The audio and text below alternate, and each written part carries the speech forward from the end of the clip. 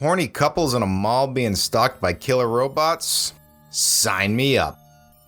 Today we're looking at Chopping Mall, released in 1986. This 80s masterpiece has become a huge cult classic. The film follows four couples, Rick and Linda, Greg and Susie, Mike and Leslie, and Ferdy and Allison as they fight for their lives against security bots that have gone haywire.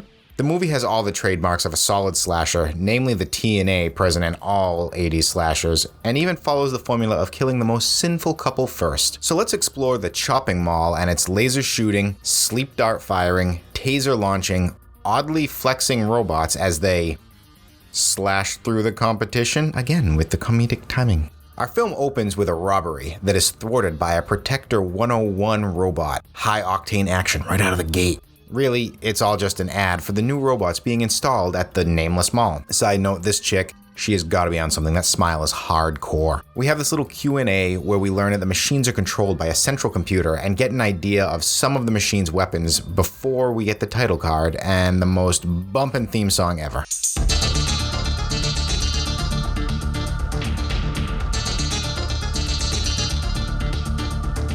We get a bunch of shots showing everyday mall patrons, and I get the vibe that the writer was in the mall one day and said, "Man, I hate these people, and I hope some killer robots show up and just butcher them." And thus Chopping Mall was born. We get introduced to Allison and her very, very bad hair, and Susie, much better hair. Cut the lightning storm, the ultimate corrupter of machines as it strikes the central computer's antenna, bringing the killbots to life with new purpose, death to humanity.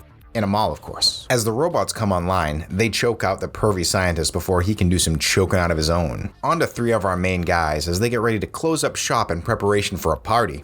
A sexy party. We also get a line to live by from Greg. Oh, fuck the future, it's Friday. Legend. We also meet Rick and Linda outside. They're married, which means that they're gonna live longer than most. See, the sanctity of marriage protects you from killer robots. Cut to a new scientist entering the control room, and wouldn't you know it, he gets grappling hooked to the back of the head. Gotta love this fast-rising kill count. It's why we're here. Back to that sexy party in the furniture store. This dancing is the epitome of white people dance like this. Ferdy and Allison meet, and my god, her hair is just so bad. It's just terrible. The robots properly come online and fully deploy around the mall, going right by the party, clearly not giving a shit yet. It's only after the couples get to fornicating that the robotic bloodlust rises. Also, it's real unsanitary to just be screwing in a furniture store with all those people sitting on things. Now, I can't show this part, but the dialogue here is just amazing. It ranges from campy good to campy bad. Just here's some examples. You smell like pepperoni. Well, if that's the way you feel. Wait a minute. What? I like pepperoni. Oh. It's been nice for me too, Ferdy. Oh, God! Oh, God! You're the king! You're the king! Chocolate for the furniture king. Back to more important things. It's time to kill old Dick Miller, the legend, who plays Walter, the janitor, in this very tiny little cameo. Moral of the story, you don't talk shit to killbots. Alright, Dick?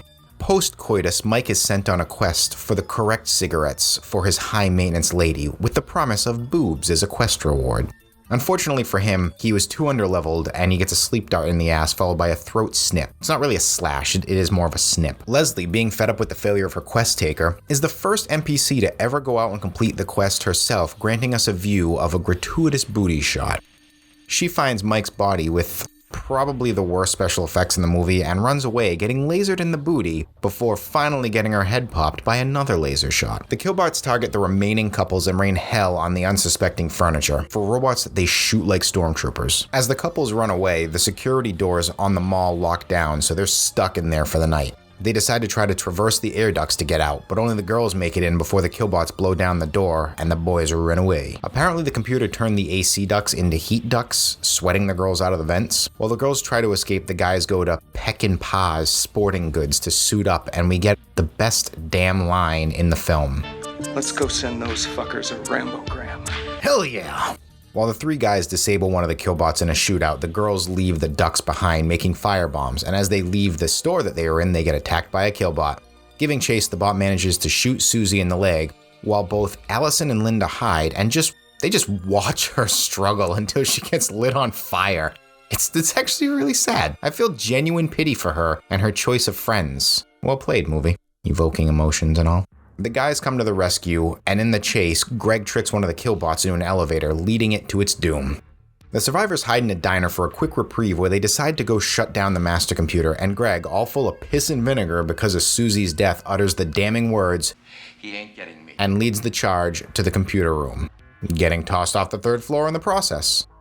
Hey Greg, they got you. Barricaded and hiding in a department store, the group sets up mirrors and mannequins to distract the killbots once they make it through the door. The killbots successfully are distracted, and one of the lasers from the killbots reflects off the mirror, sending it into a craze. Linda stands in the open like an idiot, and she gets shot in the stomach by a stray laser. And in a rage, Rick does this.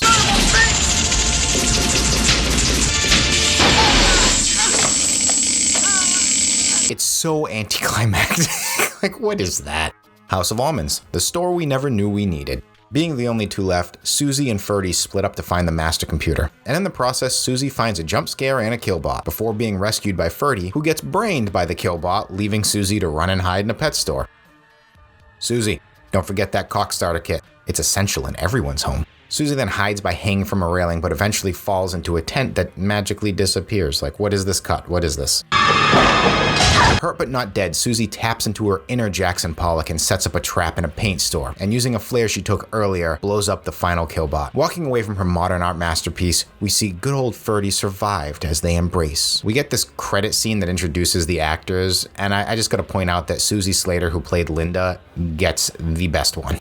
I know what you're saying. Terminator is clearly the better killer robot here, and while I do love me some Terminator, it's not time for that creature to be manufactured yet, so suck it up, you're getting killbots from Chopping Mall. If you want me to do the Terminator, let me know in the comments, and while you're there, maybe subscribe. So what are the killbots? As mentioned before, they're a security system deployed at a mall overnight that went rogue when the antenna connected to the master computer was struck by lightning. Robots are clearly not science fiction anymore, and they can be found in all aspects of society. Hell, my Roomba's going right now, and while a Roomba is harmless, the US military has the Roomba's big brother working on the battlefield. Literally, the iRobot Warrior is in active use today. In fact, Roomba's grandfather was being deployed during World War II in the form of the Teletank, a remote-controlled tank used by the Soviet Union in the 1930s and 40s. These Teletanks were equipped with machine guns, flamethrowers, smoke canisters, and sometimes time bombs. The Red Army didn't stop at tanks though, they had telecutters and teleplanes. The killbots have some pretty ridiculous weapons for mall security, boasting tasers, sleep darts, and lasers as both projectile and cutting beams. They also have explosives and are impervious to gunfire unless you get right up in their face.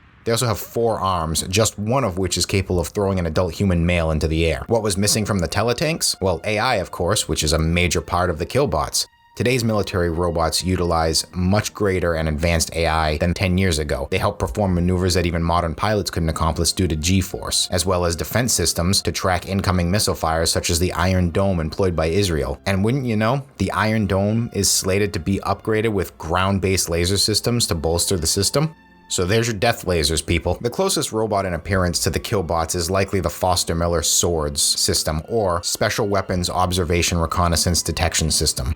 Although this system is controlled by either radio or fiber optics, not AI. The Foster Millers utilize a tread system just like the killbots, meaning the killbots can not only climb stairs, but they're also functional in sand, water, and snow. Military weapons are a huge topic naturally, but the most important thing is there an AI being developed that could go batshit crazy and start slaughtering shoppers at a mall? Well, yeah, in 2020, the Cargo 2 drone hunted down and attacked a target, making it the first time an autonomous killer robot attacked a human. So we have a little background on the killbots. Let's see if your party can stand up to the killbots, or will they be terminated? It is said that deep in the desert to the west lies the ancient Kill Bazaar, surrounded by huge stone walls. The tales tell of abandoned treasure and wicked danger, for you see, it is rumored that in this place lived a great tinkerer who was employed by a greedy ruler of this trade hub. The trade lord demanded an army, one that would not sleep or eat. The tinkerer did as requested and created an army named the Killbots, but all was not well. Shortly after being deployed, the bazaar was struck by a massive mana storm and damaged the central control of the army, corrupting the arcane energies of the automatons. Few escaped the carnage as the Killbots rampaged through the bazaar. Now they sit and wait, protecting their charge. Lost deep in the desert, or so the legend says.